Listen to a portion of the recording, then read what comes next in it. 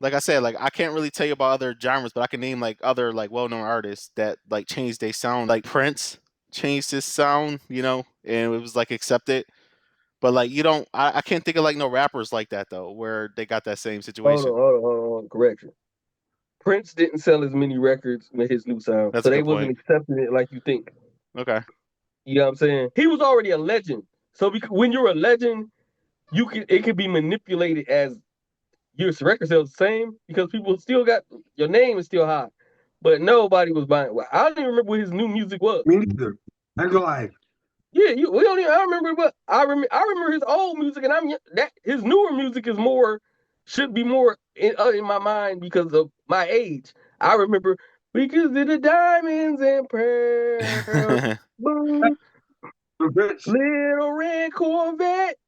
And, but I don't remember. I'm talking about his newer music where he was dropping.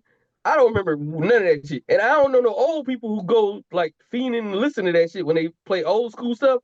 They Yeah. don't really play his newer music. So was it really accepted or like are we just downing rappers? It's like this thing where you got to down So rap.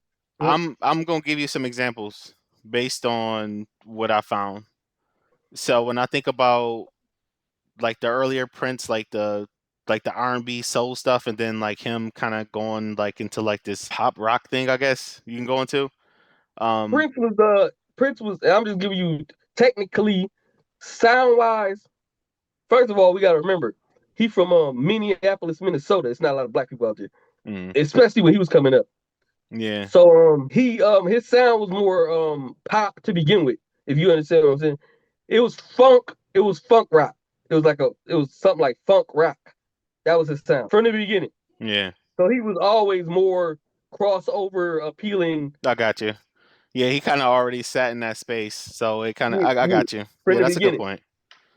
That's a good point. That's why him and Rick James was going at it. Rick James was getting jealous because his music was had like more crossover appeal than his. Rick James had more crossover appeal than a lot of people because his shit was more funk disco. Hmm. So he felt like he was in a niche that nobody else was really touching. So most funk people was like pure funk. They ain't had like they didn't have like a range like that. Rick James had a range where like some of his stuff could go in disco clubs and they could play it amongst like disco music. Hmm. But he was doing funk, but he had like a hybrid type sound to his shit. Okay.